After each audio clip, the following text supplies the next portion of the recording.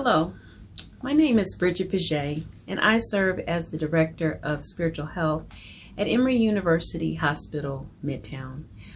As each of us are exposed to a crisis such as the current pandemic, or even when a care responding situation is challenging, we can to some degree also run the potential of experiencing trauma because it's unexpected, unknown, and in some cases unprecedented. I speak of trauma in the sense of being catapulted suddenly into a survival response meant to protect us and to inform our bodies about how to continue functioning beyond an imposing event. That experience is all too common today. So I wanted to take a few minutes to simply encourage us to a greater awareness about what can possibly occur within our bodies when significant degrees of suffering, death, fear, or anxiety is rampant all around us. Because each of those type of experiences mentioned carries its own energy, our exposure to it can easily find its way to rest inside of our own bodies and potentially compound what may already be present. It's related to the concept of body mapping from neuroscientific studies and research. Our body can neurologically map that which it is often exposed to. Consequently, intentional regulation and tending to the reality of the impact is so necessary. It begins really with understanding that your body is a living organism, fully alive, always receiving and always offering information. Your intentionality to understand this fact and to work toward regulating what finds its way towards your body is key. It's key in helping to balance and to release what potentially can cause pain, disruption, or even stuckness from our bodies holding on to stress that does not provide nourishment or nurture. Consequently, familiarizing ourselves actually with humanizing our bodies as living organisms is the first step in our work to release what does not serve us. Now, practically, you may have seen some of our other videos from Spiritual Health, and what they have helped us to do is to find meditative practices that help to put us in greater touch with our bodies, thus developing the relationship and helping us to be aware of when the body is actually speaking and guiding. So I want to encourage you to take a look at some of those practices and see if any of them fit you.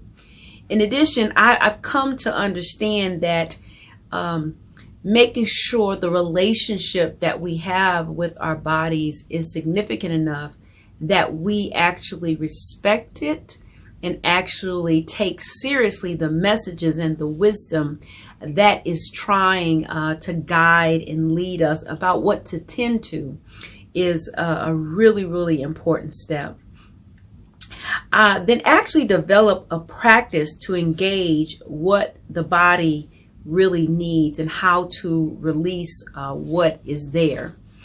I, for example, encourage chaplains when they leave the hospital to practice a review and a release as soon as they exit, to pretty much engage in dialogue with their body, which includes a holistic way of seeing the body, mind, and spirit as one. There's no separation there. It all works together.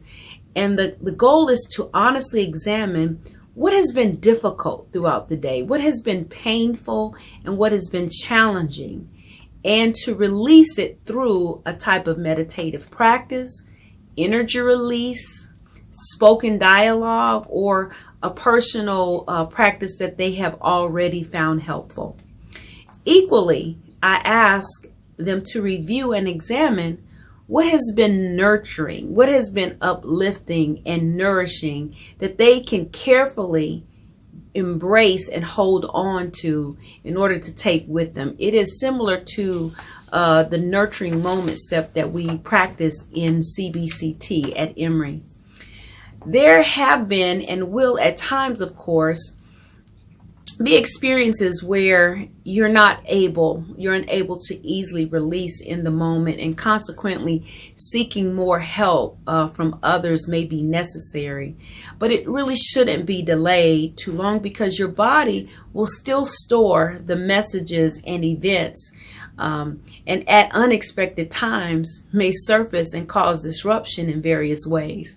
It is the neuroscientific concept again of body mapping that will hold on and rest and reside inside your body unless you take charge of the conversation, the narrative, and the energy that is trying to find its way there. So if you have failed to tend to it and to respect and engage the wisdom that tries to speak often, then you may set yourself up for that type of surfacing to take place. So you have to know when fear, anxiety, suffering, death, challenging situations and energy are around you, you have to be intentional to regulate, to monitor what finds its way there, and then make a commitment to also release it when you leave. It is my hope that the very precious gift of our body, which includes mind and spirit as one, fully alive, would be regarded as a priority, garnering the respect and the attention, especially during this time, to help balance us and to sustain us while we are trying to care for the other. Let's make sure that caring for ourselves is also a priority so that we are able to best serve those who are seeking our care. Thank you.